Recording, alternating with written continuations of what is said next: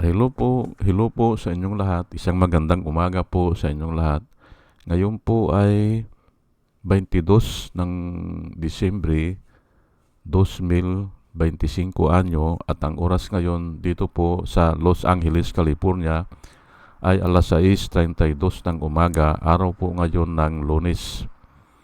At nais ko po mag-vlog mga kababayan, mga minamahal, patungkol po dito sa mahiwagang pagkamatay ni ex-DPWH Yusik Cabral. Ano ang masasabi ko dito? Ang title ko po ngayon ay pagkamatay ni DPWH Yusik Cabral, ang masasabi ko. Ngayon ay tatlo kasi ang nakikita ko dito eh. Maaring pinatay, maaring nagpakamatay, o nadisgrasya o aksidente. Pero maliit lang ang porsyento aksidente o nadisgrasya. At ito po ang porsyento na nakikita ko sa ngayon. Kasi wala pang mga malinaw na mga detalye. At saka yung kulang-kulang pa ang mga impormasyon. 50% na pinatay, 40% na nadisgrasya siya, yung 40% na nagpakamatay. At yung 40% na aksidente o nadisgrasya, 10% lang yun. So, ang mga porsyento ko, 50% na maari siya ay pinatay, 40% na siya ay nagsuicide o nagpakamatay, at 10% na nadisgrasya o na aksidente lang yan. Ngayon ay dito sa 50% na pinatay siya kasi na-involve siya kasi sa anomalya. At maaring yung mga tao na yon na ayaw lumaki pa ang kaso ay maari siyang pinatay o pinatahimik.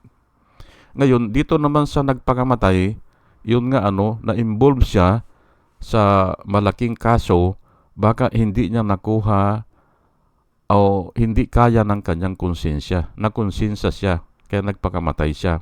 O kaya, pwede rin na ililibre na niya ang pamilya niya para wala ng kaso o wala ng investigasyon o hindi na malalaman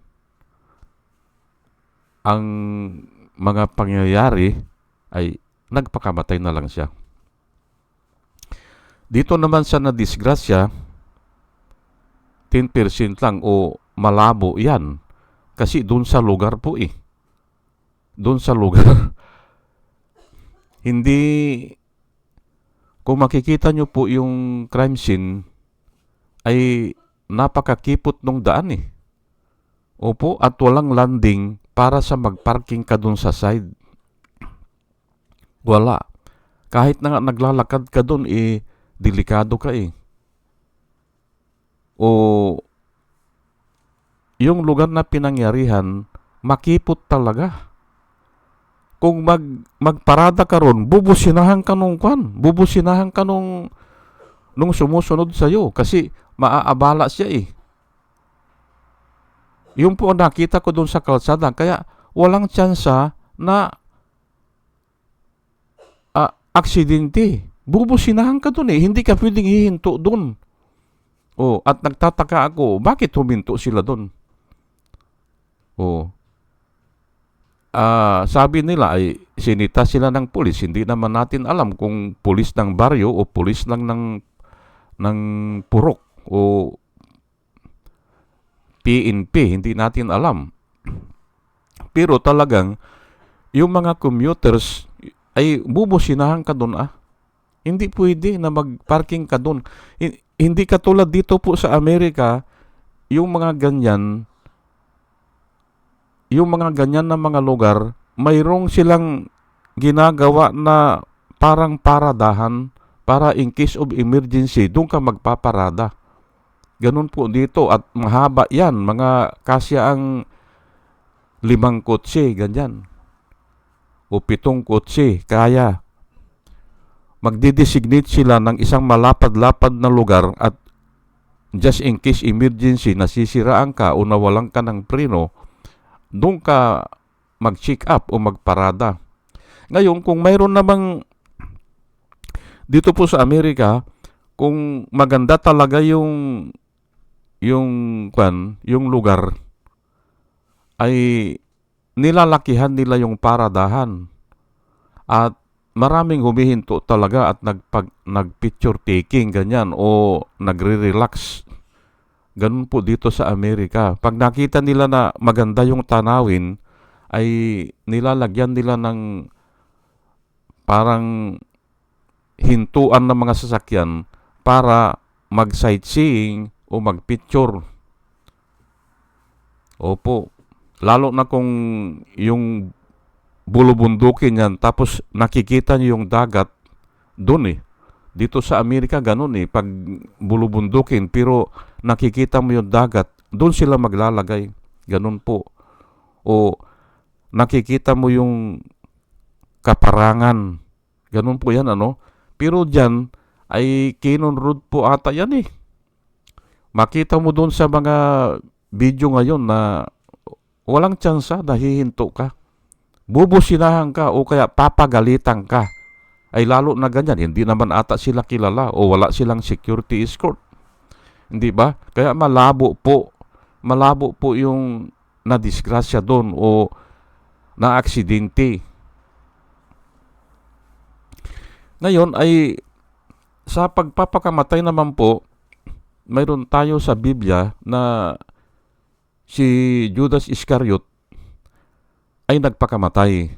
Opo, at nai-record po yan sa Biblia. At mayroon din tayo sa ating makabagong panahon, mayroon din nagpakamatay, si Angelo Reyes. Opo. Ngayon, kung pagbabasihan po natin itong dalawa, hindi malayo din ito Malayo ang kasi ang nagpapakamatay po, una-una, kabisado mo yung lugar o hindi ka nalalayo. Si Angelo Reyes, doon siya nagpakamatay sa puntod ng kanyang ina. Yun po at hindi na po gagawa ng mga yung hindi siya makita ng pamilya niya. Dapat hindi na siya hahanapin. Ganun po ang nagpapakamatay. Ay yan bangin, kukunin pa siya doon sa bangin. Imposible po yan. Opo.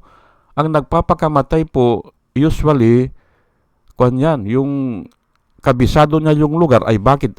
Diyan ba siya lumaki? Parang mamamatay lang po yan yung matatanda. Bumabalik na doon sa kanilang lupain na pinagmulan at doon na sila magpapakamatay. Parang suicide na rin yun. At yung mga hayop po, katulad ng mga agila, kung saan sila ipinanganak, doon na rin sila gustong mamatay. Doon na sila nagpapakamatay. Opo. Yung mga hayop. Ganon. Kasi kabisado nila yung lugar O, yung mga tao, kilala nila. Hindi ba? Ganon po yan. Ngayon, ito si Judas Iscariote, nagpakamatay ito, pero na-record po sa Biblia ay gusto niyang ayusin yung pagkakamali niya. Pero hindi niya naayos. May mga indication po na ganyan na bago magpakamatay ang isang tao ay gusto niyang ayusin muna yung pagkakamali niya o yung nagawa niyang kasalanan. Ngayon, ay hindi obra dahil nung kinausap niya yung nagbigay ng pira sa kanya, ay betrayed innocent blood, sabi niya. I betrayed innocent blood, sabi niya. Ibinabalik niya yung 30 pirasong pilak. ibinabalik niya doon sa mga kaparian, hindi ba? O doon sa mga Parisiyo. Kasi yun ang nagbayad sa kanya. I betrayed innocent blood, sabi niya. Ay, what is that to us? Sabi ng mga Parisiyo. Ay, ano yan sa amin? Wala kaming pakialam dyan. O, ayan po, hindi ba?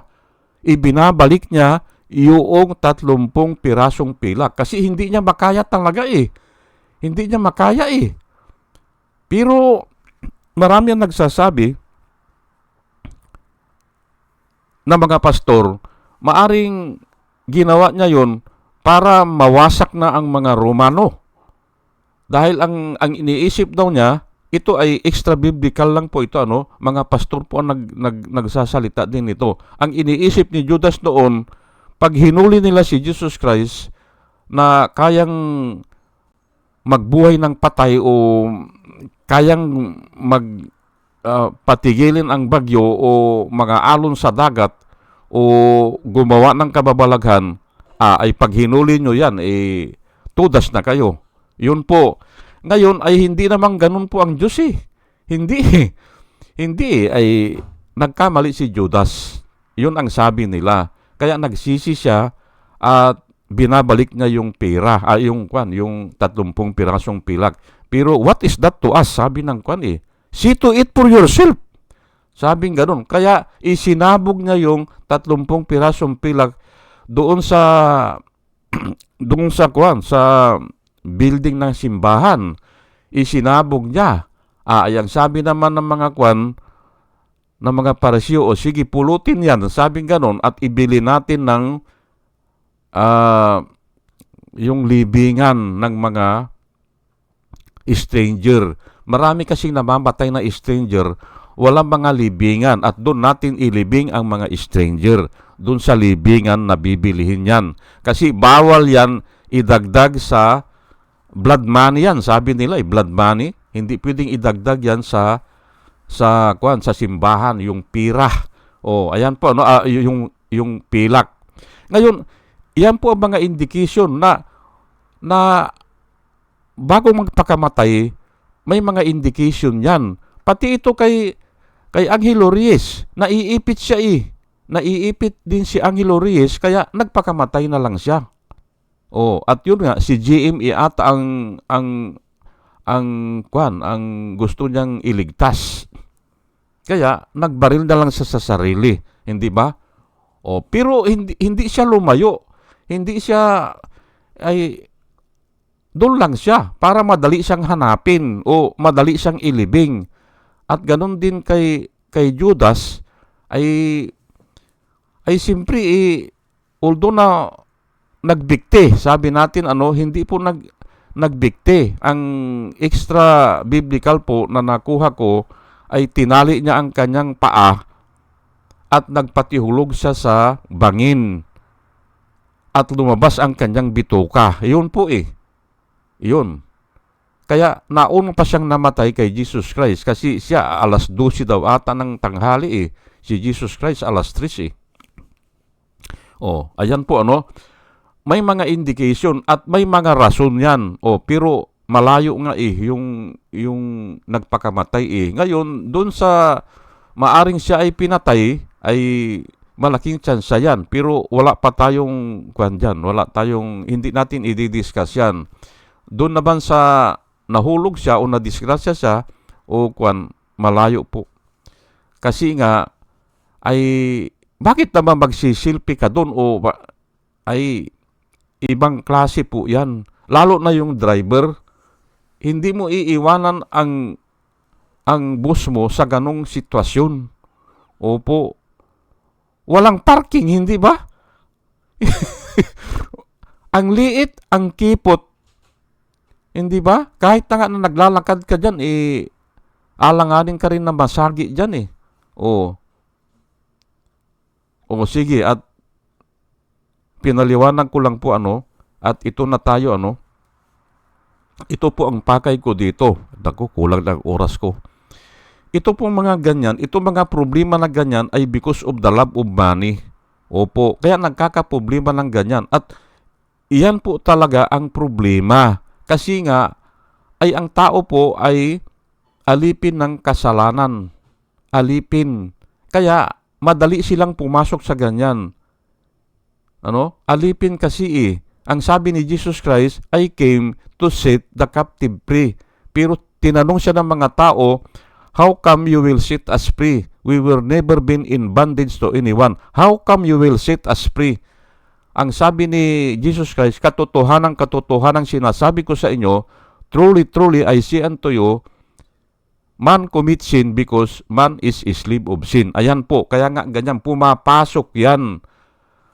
1 Timothy chapter 6 verse 10, for the love of money is the root of all kinds of evil. Some people eager for money have wandered from the faith and pierced themselves with many griefs or with many sorrows. Ayan po, nangyayari po yan. For the love of money is the root of all kinds of evil. Some people eager for money have abandoned their faith. Hindi ba? And pierced themselves, sinugatan nila ang kanilang sarili ng mga maraming sorrow. Kaya nga nagpapakamatay dahil sa sorrow o sa griefs. Hindi ba? Ayan nga, because of the love of money. Kahit na saan yan. Okay. Proverbs 15 verse 27, he who is greedy for unjust gain brings trouble in his household, but he who hates bribes will live. Ayan po. Proverbs po yan. Yung una, Timothy. At ito ngayon, Ecclesiastes 5:10, he who loves money is never satisfied by money, and he who loves wealth is never satisfied by income. This too is futile. Ayan po. Futile o walang kabuluhan, hindi ba? And he said to them, watch out, guard yourself. Si Jesus Christ po ang nagsalita nito, Luke 12 verse 15, and he said to them, watch out, guard yourself against every form of greed, for one's life does not consist in the abundance of his possessions. Ayan po, ang buhay daw, sabi ni Jesus Christ, ay hindi naman kanya consist of abundance of your possession. Wala nga yan hindi nga iniisip yan ng Panginoon. Ang iniisip ng Panginoon ay paano niya mailigtas ang kaluluwa ng tao. Opo, may kaluluwa po ang tao. Pag sinabi natin kaluluwa, maaring iyan ay konsensya Konsensya po Kaya nga, nagpapakamatay ang tao kasi hindi naman naaalis yung konsensya Maaring napapalitan lang o nai-influensya lang ng evil spirit. Pero naandyan pa rin yan. Yung konsensya ng tao. At yun po ang matutulog pag namatay ang tao. Parang natulog lang yan. At yun ang gigisingin sa araw ng paghuhukom. Yun po ang paparusahan, yung konsensya. Yung physical body natin, babalik po sa lupa yan.